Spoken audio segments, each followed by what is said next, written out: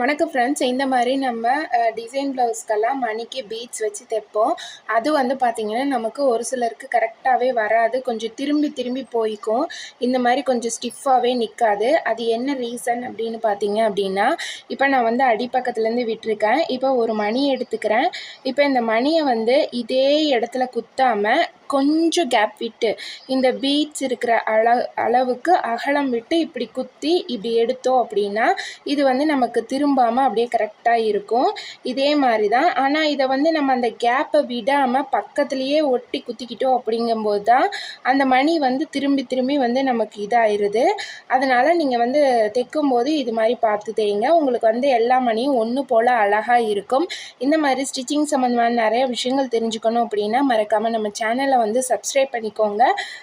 Stitching பிடிக்கும் அப்படிங்கிறவங்க மறக்காமல் ஒரு லைக் போட்டு பாருங்கள். தேங்க்ஸ் ஃபார் வாட்சிங் ஃப்ரெண்ட்ஸ். பை.